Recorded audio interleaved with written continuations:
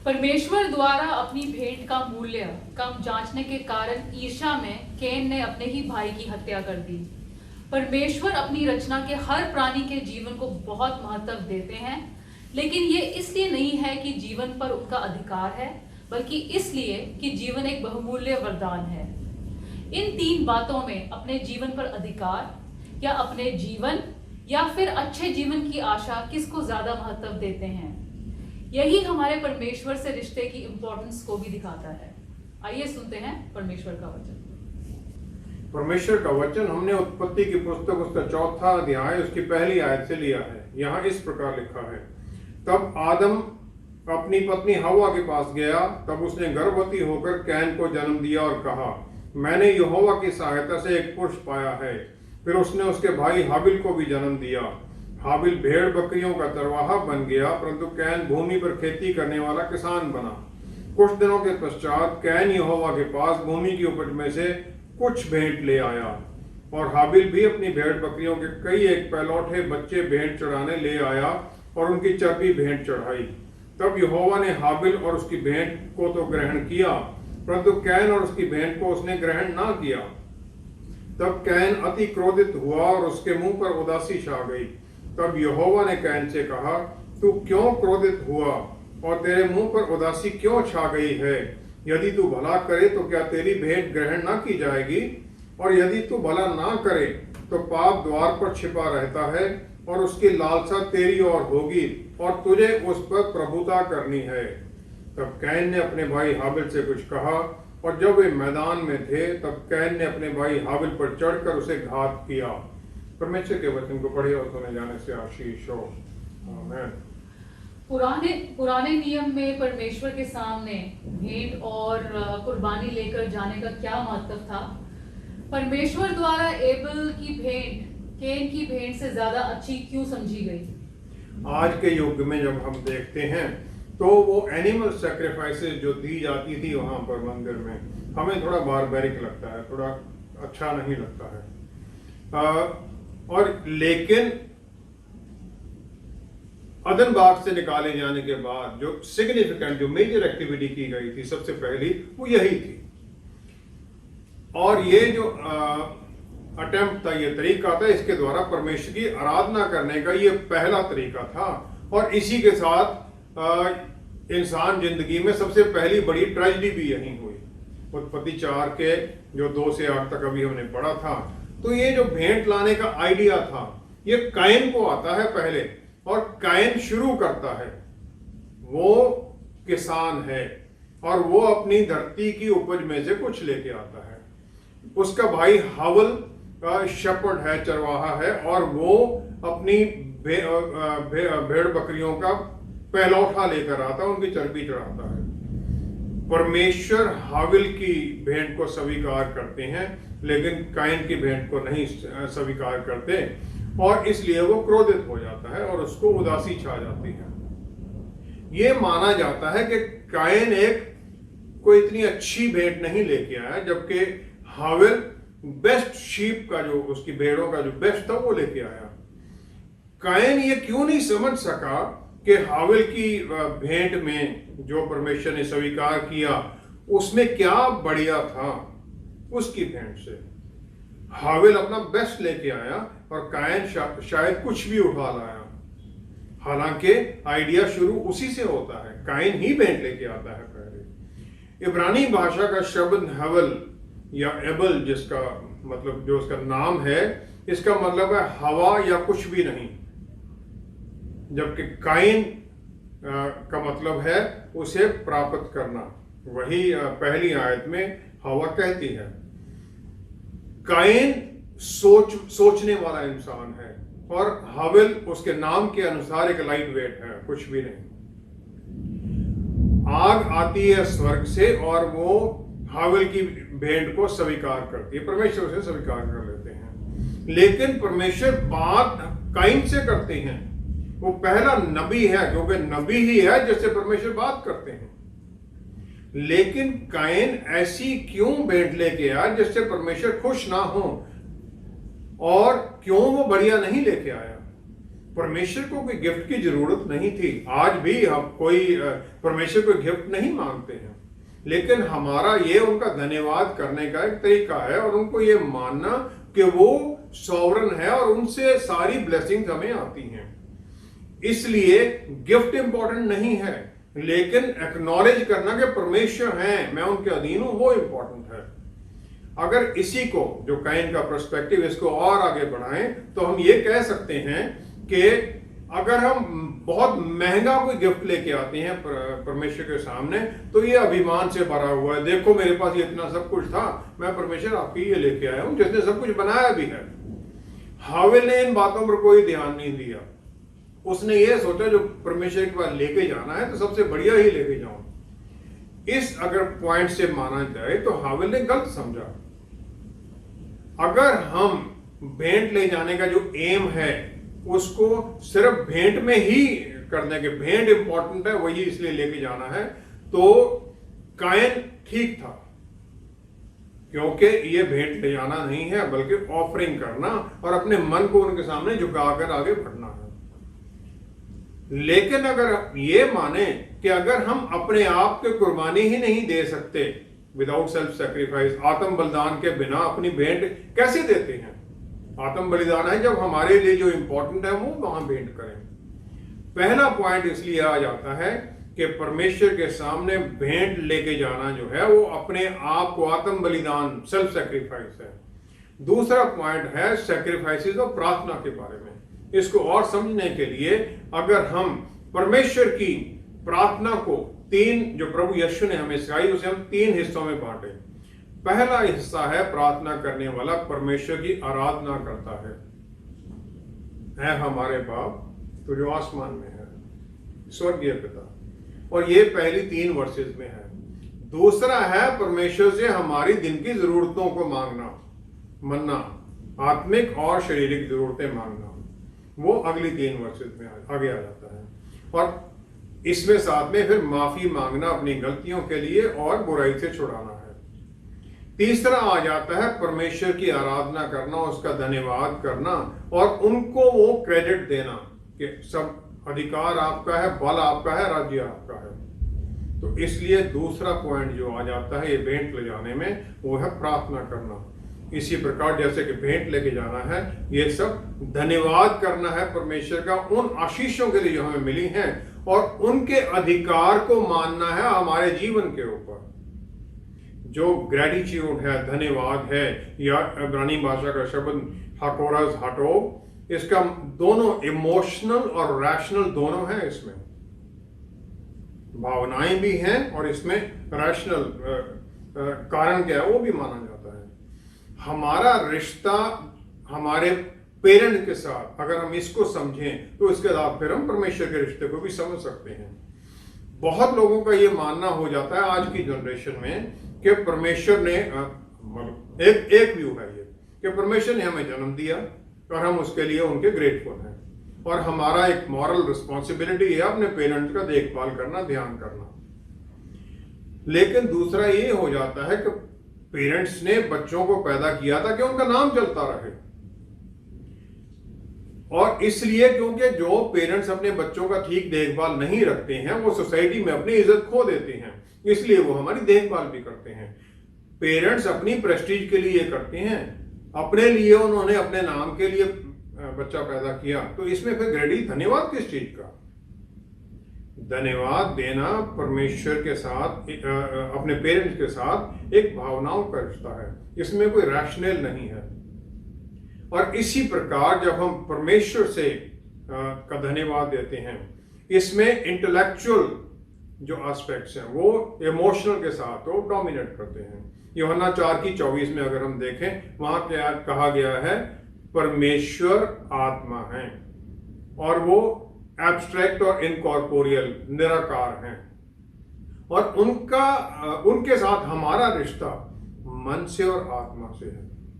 और इसमें कि कोई रैशनल बेसिस अगर नहीं है तो हम परमेश्वर का धन्यवाद करने में थोड़ा परेशानी में आ जाते हैं, हम पूरा समझ नहीं पाते हैं।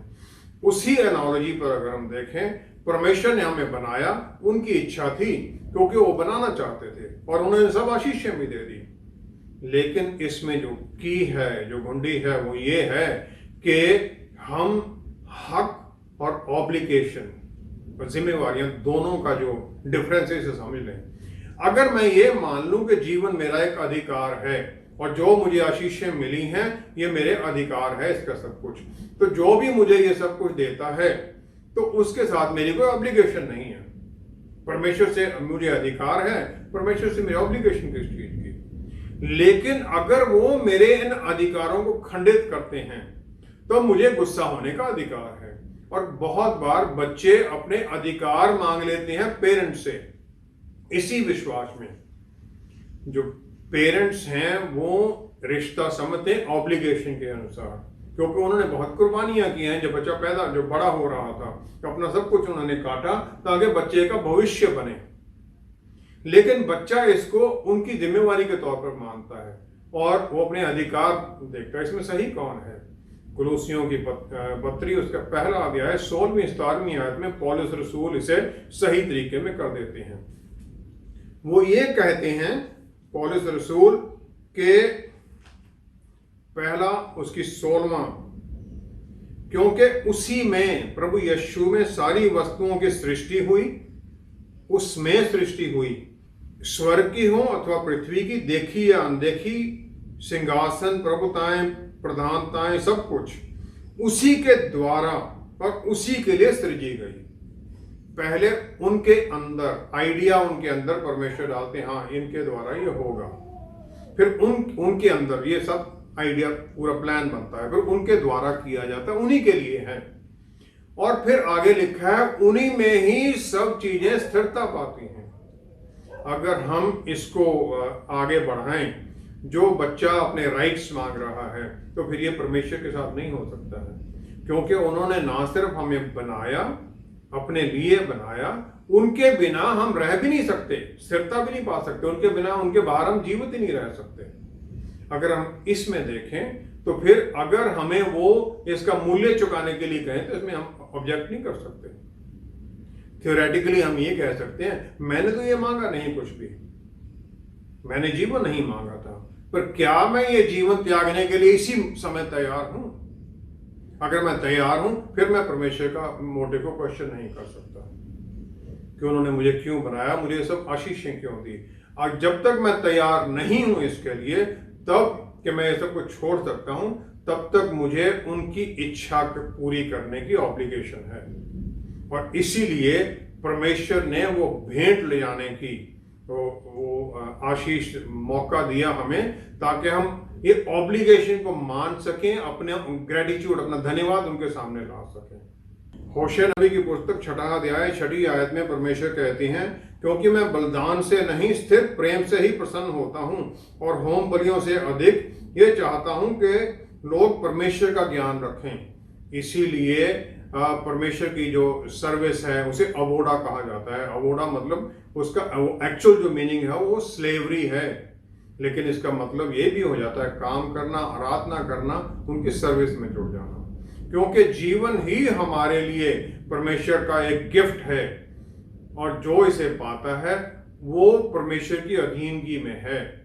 और अगर कोई पाप करता है तो फिर वो परमेश्वर के खिलाफ पाप होता है।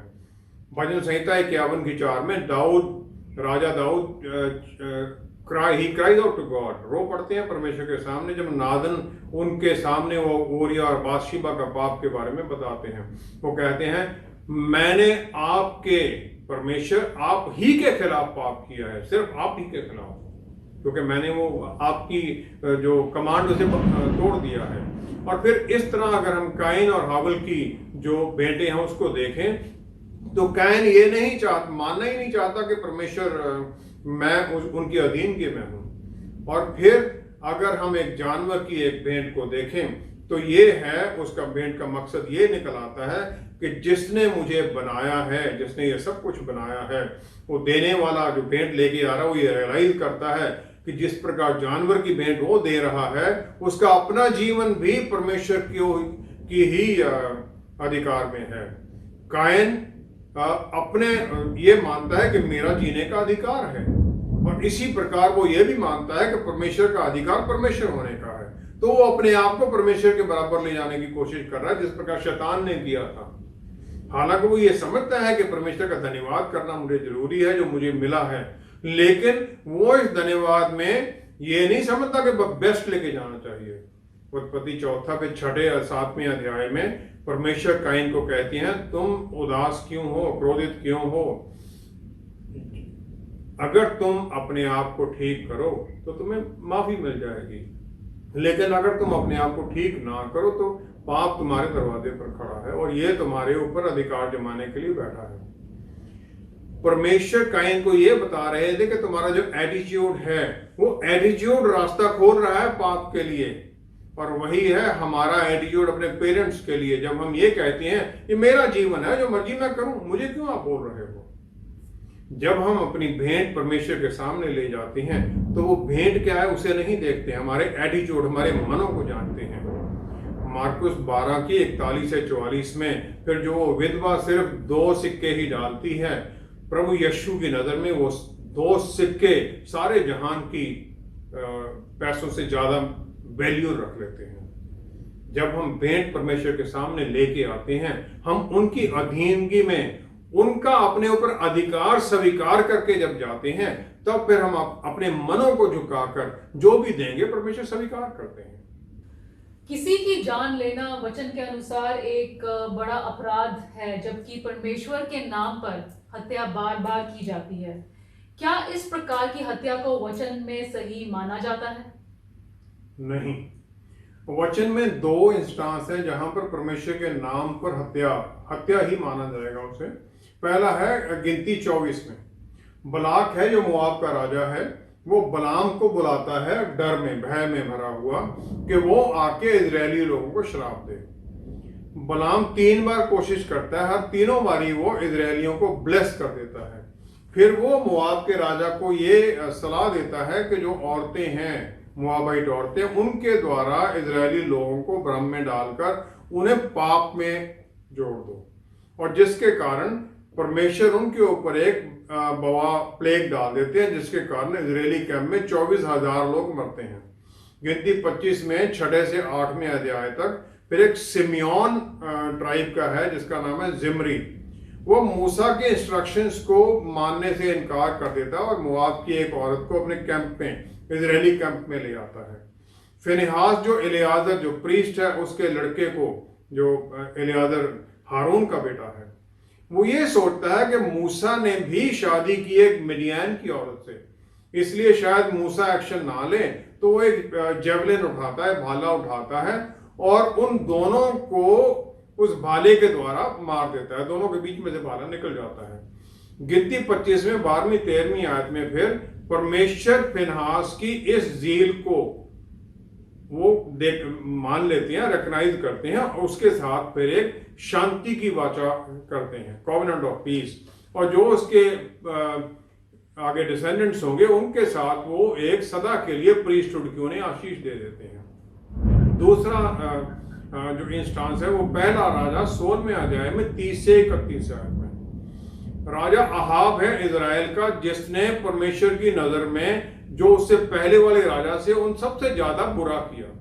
उसने जेजेबेल से शादी की, जो कि एथबाल जो सिडोन का राजा है उसकी लड़की है, और फिर उसके इन्फ्लुएंस में वो बाल की पूजा करता है और समारिया में उसके लिए एक मंदिर भी बना देता है। पहला राजा 18वें अध्याय में एलिया नबी अहाब को कॉन्फ्रंट करते हैं, उसे फिर कह देते हैं 3 साल के लिए यहाँ पर कोई बारिश भी नहीं होगी और ओस भी नहीं पड़ेगी। और फिर वो 19वीं आयत में अहाब को चैलेंज करता है कि कार्मल 3 साल हो गए हैं, वो चैलेंज करता है कि माउंट कार्मल पर सभी इजरायलियों को इकट्ठा कर लो, 450 जो तुम्हारे बाल के प्रॉफिट नबी उन्हें बुला लो, और 400 जो अशेरा के हैं उन्हें भी बुला लो, जो कि जेजेबेल के साथ खाना खाते हैं। फिर तीसरी चौथी आयत में वो ये भी परमेश्वर लिखवा देते हैं कि जेजेबेल ने परमेश्वर के नबियों की हत्या की, लेकिन ओबादिया है जिसने 150 नबियों को छुपा लिया, जो परमेश्वर के नबी थे उन्हें छुपा लिया। 22 से 25वीं आयत में एलाइजा जो कि अकेला है, वो जो 850 वहां नबी आते हैं बाल और अशेरा के, उन्हें कहता है एक अपनी सेक्रीफाइस तैयार करो और तुम अपने परमेश्वर को पुकारो कि वो आग ऊपर से उतारे और उस आग के द्वारा फिर उस भेंट को स्वीकार कर ले। दोनों ग्रुप्स को अपने अपने परमेश्वर के नाम में ये करना है, और जो परमेश्वर उनका उत्तर देगा आग के द्वारा वही परमेश्वर है, उसी को माना जाएगा। बाल के वो नबी लगे रहते हैं और शाम की संध्या की जो इवनिंग सैक्रिफाइस 3 बजे होती, वो समय आ जाता है। उस समय फिर एलिया नबी 12 पत्थरों का वहां पर एक ऑल्टर तैयार करता है, उसके ऊपर लकड़ियां रखता है और उसके चारों तरफ एक ट्रेंच खुदवा देता है और उसके ऊपर लकड़ी रखकर जो ऑफरिंग है उसके ऊपर रख देता है और उसके ऊपर 3 बार लोगों को बोलता पानी डाल दो, लकड़ी भीग जाती है और ट्रेंच में ही पानी भर जाता है। 38वीं आयत में परमेश्वर उसकी प्रार्थना को उत्तर देते हैं और स्वर्ग से आग उतर आती है। वो सिर्फ कुर्बानी को ही नहीं स्वीकार करती, बल्कि लकड़ी भी जल जाती है, पत्थर भी जल जाते हैं और जो पानी होता ट्रेंच में वो भी सूख जाता है। और फिर 40वीं आयत में एलिया नबी के कहने पर इजरायली लोग उन बाल के प्रॉफिट्स को पकड़ लेते हैं और उनका वध कर दिया जाता है। ये दूसरी घटना है जो परमेश्वर के नाम पर वध किया जाता है। जज़ेबेल रानी एलिया को धमकी देती है कि यही मैं तेरे साथ भी करूंगी। अब डर से वो भागता है जूडा की टेरिटरी में, परमेश्वर के जो माउंटेन ऑफ गॉड है, परमेश्वर के पर्वत पर चला जाता है। फिनेहास और एलिया रिलीजियस हीरोज माने गए होंगे इजराइल के द्वारा, क्योंकि वो परमेश्वर और लोगों के बीच की जो दरार थी उसमें खड़े हो गए थे। लेकिन दोनों को परमेश्वर की तरफ से कोई शाबाशी नहीं मिलती है कि उन्होंने ये ज़ील के कारण ये किया है। फिनेहास के साथ शांति की वाचा करते हैं, लेकिन इसका मतलब ये है कि शांति बनाए रखो, इसके बाद में तुम्हें मेरे लिए कोई खास काम नहीं करना है। और एलिया को तो परमेश्वर रिब्यूक करते हैं, डांट देते हैं। पहला राजा 19वें अध्याय में 11 से 18वीं आयत तक माउंट होरेब पर परमेश्वर उसे 3 सीन दिखाती हैं। पहला एक आंधी आती है, फिर भूकंप आता है, फिर आग आती है। लेकिन परमेश्वर उससे एलिया नबी से एक मध्यम आवाज में पूछते हैं, तुम यहां क्या कर रहे हो? फिर एलिया नबी वही उत्तर देता जो पहले उसने कहा था कि मैं उत्साह से भरा हुआ सरगर्म हूं आपके नाम के लिए परमेश्वर। शायद उसने ये नहीं समझा था कि परमेश्वर उसको ये बताने की कोशिश कर रहे हैं मैं वायलेंस में नहीं हूं, भूकंप आंधी आग में मैं नहीं हूं, लेकिन मैं जेंटलनेस और सॉफ्ट जो वचन बोले जाते हैं उनमें हूं। फिर वो एलिया नबी को कह देते हैं जाओ एलीशा को अपना उत्तराधिकारी निर्धारित कर दो। लेकिन पर यह दुविधा क्यों है? परमेश्वर के नाम पर जो किया गया है, जो जेलट है, जो काम कर रहा है परमेश्वर के नाम पर हत्या करने के लिए, वो कानून के दायरे से बाहर काम कर रहा है। कानून जो परमेश्वर का कानून है, और वो परमेश्वर की जगह लेने की कोशिश कर रहा है, क्योंकि न्याय परमेश्वर का काम है। वो बगैर ट्रायल के न्याय कर देता है। वो व्यवस्था विवरण 32 की 35वीं आयत में लिखा है, परमेश्वर बिल्कुल क्लियरली कहते हैं कि वेंजेंस इज माइन। और यहूदा जो कि प्रभु यीशु के भाई हैं, वो अपने पत्री में 9वीं आयत में आर्कएंजल माइकेल हैं, जो कि स्वर्गीय आर्मी के एक आर्मी कमांडर है, सीनियर, प्रभु यीशु के बाद वही हैं वहां पर आर्मी के इंचार्ज। वो ये कहते हैं कि जब शैतान मूसा के शरीर को उसे छीनना चाहता है तो उसे कोई धिक्कारता नहीं, वो ये कहता है परमेश्वर तुम्हें धिक्कारे। मत्ती 26 में 52 और 53वीं आयत में लिखा गया है, प्रभु यीशु अभी जब पकड़े जा रहे थे वहां पर गार्डन जो गेत्सेमनी पार्क था उसमें, तो एक चेले ने कृपान निकाली और उससे निकाला कि हम डिफेंड करेंगे प्रभु यीशु को, और उसने फिर जो मालचुस है हाई प्रीस्ट का नौकर, उसका कान काट देता है। प्रभु यीशु उसे रोक देते हैं और उसका कान ठीक कर देते हैं और ये कहते हैं कि अगर मैं चाहूं तो 12 लीजन स्वर्गदूतों की बुला सकता हूं पिता परमेश्वर से। एक लीजन में 6000 होते हैं और एक स्वर्गदूत 1,00,000 से ऊपर लोगों को एक रात में मारता है। अदन बाग में भी जितने वाइल्ड बीस्ट एनिमल थे सब इकट्ठे रह रहे थे। मार्कुस 1:13 में प्रभु यीशु विल्डरनेस में 40 दिन रहते हैं जब शैतान उनको टेम्प्ट करता है और वाइल्ड बीस्ट उनके साथ हैं और किसी को कोई नुकसान नहीं होता है। यशाया 65:25 में ये लिखा गया है, परमेश्वर का वचन है, उस समय जब नया यरूशलेम आएगा, जब परमेश्वर का राज्य होगा, भेड़िया और मेमना एक संग चरा करेंगे और सिंह बैल के समान भूसा खाएगा और सर्प का हार मिट्टी ही रहेगा। मेरे सारे पवित्र पर्वत पर ना तो कोई किसी को दुख देगा और ना कोई किसी की हानि करेगा। यहोवा का यही वचन है। परमेश्वर का वचन है कि कोई किसी की हानि नहीं करेगा। फिनहास को मूसा का उत्तराधिकारी नहीं बनाया गया, क्योंकि परमेश्वर का जो आशीष में काम करना, जो लीडर बनना है, उसमें पेशेंस चाहिए, दूरदर्शिता चाहिए और प्रोसेस के लिए उसकी इज्जत होनी चाहिए। प्रोसेस के अनुसार काम करे। रिलीजियस लाइफ के अंदर जेलस इस प्रकार का जो हो जाना, ये सबसे बड़ा रिस्क है। हम सोचते हैं हम परमेश्वर के लिए करना चाहते हैं, लेकिन परमेश्वर वो आंधी और भूकंप और आग में नहीं है। वो एक छोटी आवाज में है, जो आवाज एक पापी को वापस ले आए, उस पापी को पाप से छुड़ाकर प्रभु यीशु की रोशनी में ले आए। परमेश्वर हमसे ये चाहते हैं, वायलेंस नहीं चाहते कि जाओ तुम दूसरों को वध कर दो, मार दो, नहीं।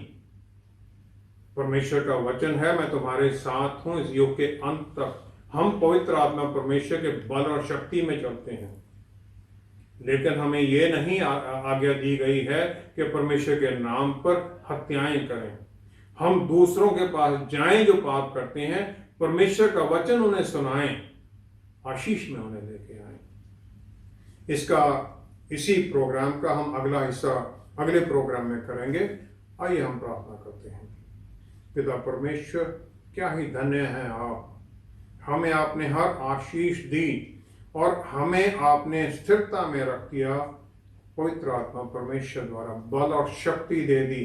वचन के अनुसार आप हमें दिन प्रतिदिन बदलते हैं।